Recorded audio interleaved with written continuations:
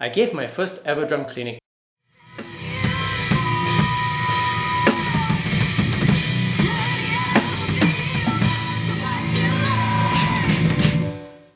I'm sharing this episode with you all today to show you what it was like, the highlights, as well as all my mistakes, how and why I disrupted my well laid out plans at the last minute, and the valuable insights which I learned which might help you in your own endeavours.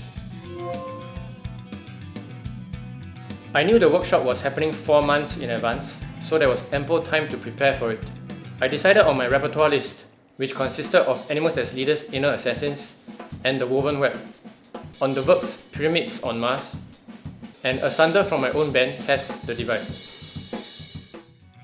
Inner Assassins was the hardest song in the repertoire, and at this point I had already spent 2 years practicing the song on and off. I was comfortable playing it at 90% tempo, and was still learning how to freely improvise over the 2 drum solo sections that was in a 5/4 or quintuplet loop, and I couldn't do it at original tempo.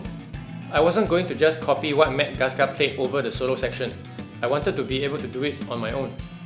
So, the workshop was the perfect vehicle to giving me that last motivational push towards mastering this song. I set out to work, and the path was difficult. I actually killed some of my passion for the song and didn't want to touch it for a whole month. But somehow, I managed to master Inner Assassins in the nick of time, 2 weeks before the workshop. Everything was looking set and ready to go, until... Just 2 weeks before the workshop, I introduced a curveball into my plans. I took out one of my well-prepared songs and replaced it with a song that I had to master almost from scratch, and it had to be a challenging one. Now, why did I do that? Let me explain. I've been reading this book titled Courage, The Joy of Living Dangerously, written by Osho, an Indian spiritual leader and mystic, and I was greatly inspired by one of his ideas. He wrote, "In the beginning, there is not much difference between the coward and the courageous person. The only difference is the coward listens to his fears and follows them, and the courageous person puts them aside and goes ahead. The courageous person goes into the unknown in spite of all the fears."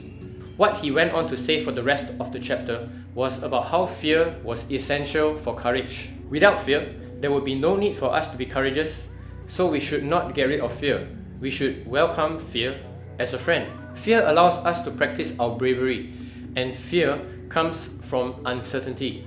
For instance, when you have a tough audition that you want to pass but you're going up against 100 other people, you're uncertain you will succeed. Or when you're about to profess your feelings for someone, you're uncertain how they will react. Or when you're climbing Everest, you're uncertain if you will even live to tell others about it. In all these situations, you'll probably get nervous and fear will be at the forefront. But that isn't a bad thing at all.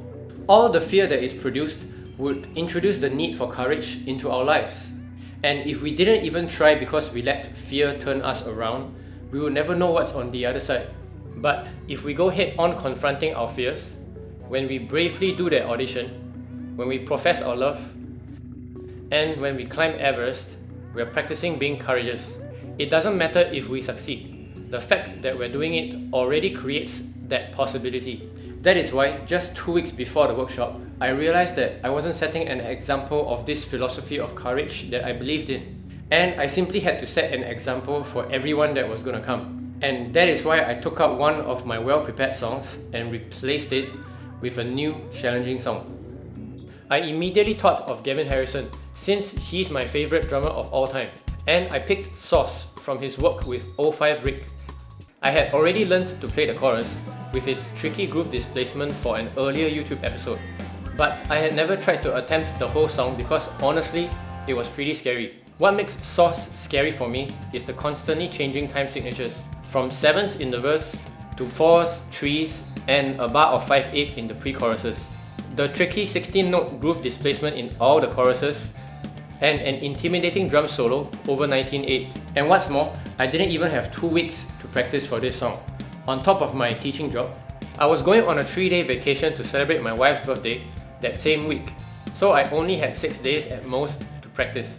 The chance that I might fail at the clinic had just increased dramatically, and true enough, all the fear came flooding in. I set to work almost immediately, tackling the toughest part, the drum solo section. And to my horror, After an hour of practicing, I could barely solo in the time signature over the bass riff. I had to slow the section way down to 50% tempo, and even that was difficult. I took a break, did another hour of practice, but without making much progress. So after day 1, I was seriously doubting my decision. Am I going to make a huge mistake that I will regret? Should I just revert back to my original plan? I chose to press on anyway, and by day 4 of my practice on the song, I got to about 85%, and somehow, by the skin of my teeth, learned the whole song one day before the workshop. The possibility of failure was still really high, and that fear of failing was ever present in my head. This was made worse by the fact that my workshop was sold out. More people were going to be there to watch if I were to fail. But it was perfect for setting my example of being courageous, and even if I were to fail, it would be a wonderful learning opportunity. And so, the day of the clinic arrived, and things went smooth as butter. Nah, I'm just kidding. Of course it didn't go smoothly.